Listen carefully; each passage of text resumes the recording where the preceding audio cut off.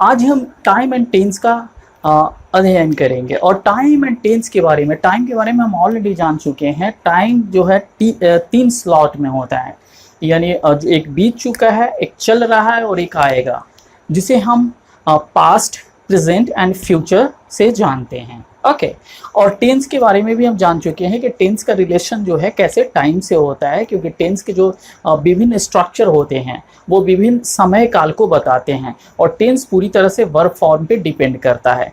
लेकिन कुछ समय आने की वजह से, क्योंकि यहाँ पे हम टाइम एंड टेंस, टाइम का रिलेशन टेंस के साथ पढ़ रहे हैं, तो इस चीज़ का हम अभी ध्यान देंगे कि कहीं कहीं जो है टेंस के स्ट्रक्चर में जिस टेंस का इस्तेमाल होना चाहिए उसका नहीं होकर स्पेशल किसी समय के साथ किसी और टेंस का जो इस्तेमाल किया जाता है। ओके जैसे पहला daily, everyday, sometimes, always and often. अगर ये किसी सेंटेंस में आए तो उस कंडीशन में जो है मोस्टली सिंपल प्रेजेंट टेंस का इस्तेमाल होता है। जैसे आई गो टू स्कूल डेली। अगर यहाँ पे डेली है, ये पहला मैं ले लूँ।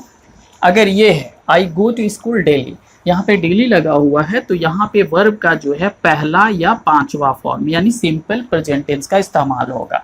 इस डेली की जगह अगर एवरी डे हो जाए, इस कंडीशन में भी यही होगा।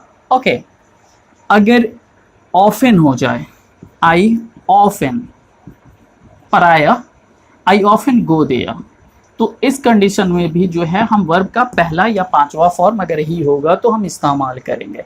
क्लियर।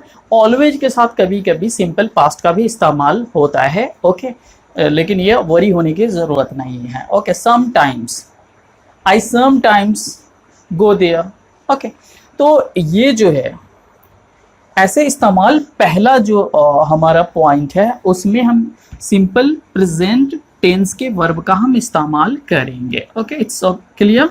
2 नंबर, अगर यूनिवर्सल ट्रूथ हो, यूनिवर्सल ट्रूथ किसे कहते हैं? जो पास्ट में भी वही है, प्रेजेंट में भी वही है, फ्यूचर में भी वही रहेगा। जैसे the sun shines in the sky, ये जो है एक यूनिवर्सल ट्रूथ है। या इसके अलावा honesty is the best policy, तो यहाँ पे भी जो है ये इज ओके और ये शाइन्स। या इसके अलावा और भी universal truth, milk is white universal truth है। The earth revolves around the sun, ये भी यूनिवर्सल ट्रूथ है। तो इस कंडीशन में जो है सिंपल प्रेजेंट वर्ब का हम इस्तेमाल करते हैं। It's okay. Next 3rd number हम देखते हैं। 3rd नंबर, अगर किसी सेंटेंस में नाउ लगा हुआ हो और एट प्रेजेंट लगा हुआ हो तो उस कंडीशन में जो है प्रेजेंट कंटिन्यूअस टेंस का इस्तेमाल होता है। ओके कौन सा टेंस का? प्रेजेंट कंटिन्यूअस टेंस का इस्तेमाल होता है। यहाँ पे सिंपल प्रेजेंट, ओके PRESENT, यहाँ पे भी सिंपल प्रेजेंट, यहाँ प्रेजेंट कंटिन्यूअस टेंस। जैसे मैं अभी जा रहा हूँ, तो I am going now, I am reading now, I am doing this work at present. Okay तो एट प्रेजेंट और नाउ हो, ये आपके एग्जाम में आते हैं, इस चीज़ का ध्यान रखेंगे और ये बहुत इंपॉर्टेंट है। इससे 2 या 3 क्वेश्चन आते हैं और ये बहुत टफ नहीं है। आपने टेंस पढ़ लिया, अब जो है आपका कॉन्सेप्ट क्लियर होगा। मैंने नरेशन पे ऑलरेडी वीडियो बनाया है, आप इंग्लिश ग्रामर प्लेलिस्ट में जाकर वहाँ से आप देख सकते हैं। ओके तो I am going now. Okay clear.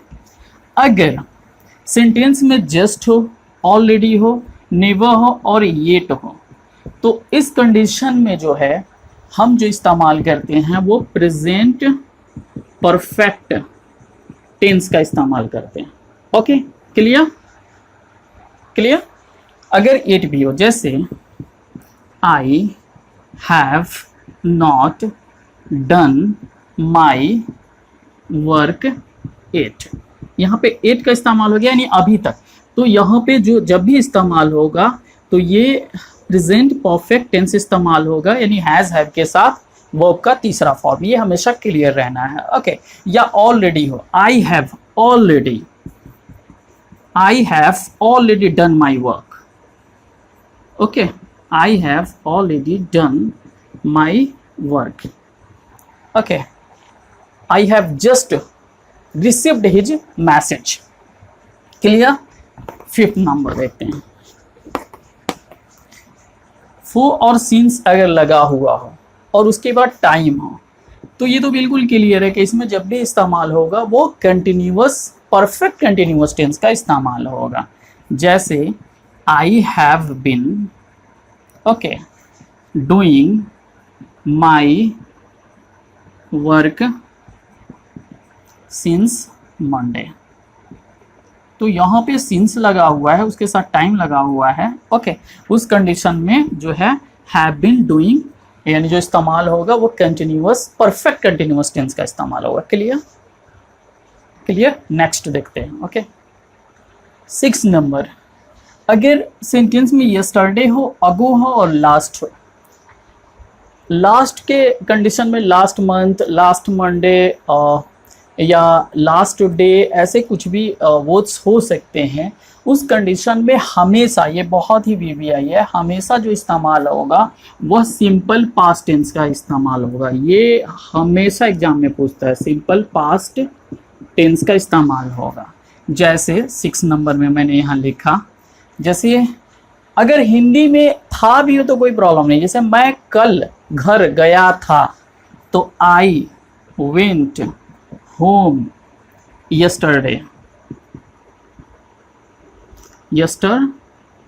Okay, ago का इस्तेमाल हो, 2 days ago I went there।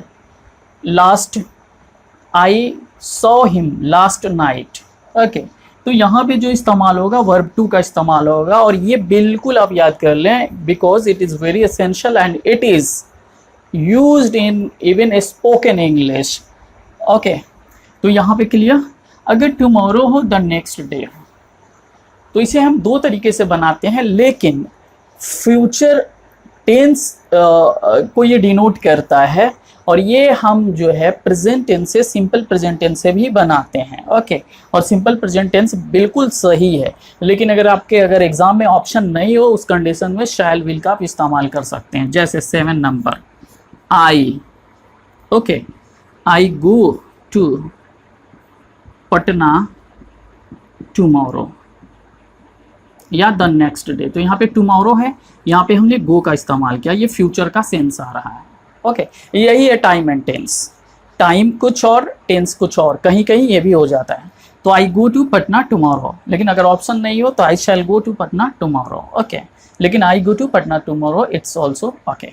अगर इफ से जो है, इफ जो है कंडीशनल सेंटेंसेस को बताता है, 2 कंडीशनल सेंटेंसेस जुड़ा हुआ हो इफ से।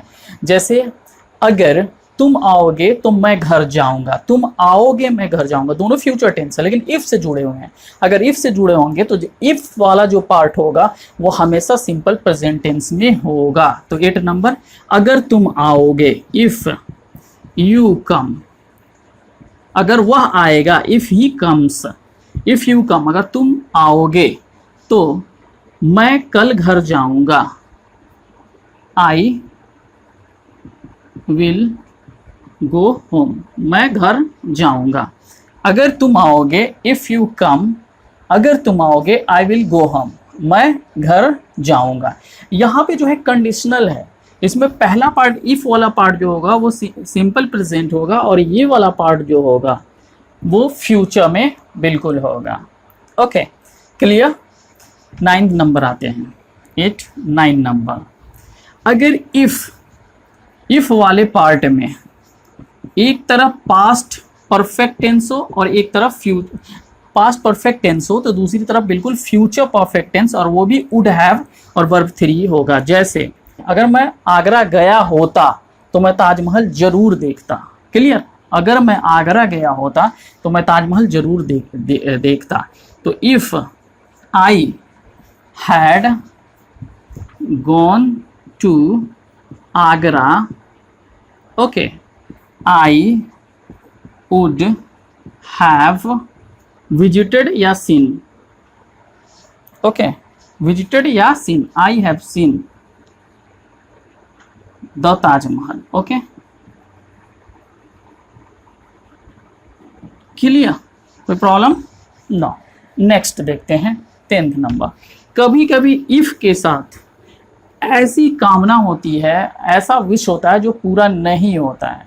जैसे अगर मैं राजा होता, अगर मैं प्रधानमंत्री होता, तो उस कंडीशन में इफ के बाद कोई भी, ओके, कोई भी सब्जेक्ट हो, आई हो, ही हो, दे हो, उनके साथ वर का इस्तेमाल होता है, इफ आई वर। तो ये जो है टाइम एंड टेंस से रिलेटेड कुछ प्रॉब्लम्स थी जो आपके एग्जाम के लिए काफ़ी महत्वपूर्ण है, तो आप इस पे ध्यान देंगे, ओके। और ये वीडियो अच्छी लगी है तो लाइक और सब्सक्राइब जरूर करें। Thanks for watching this video.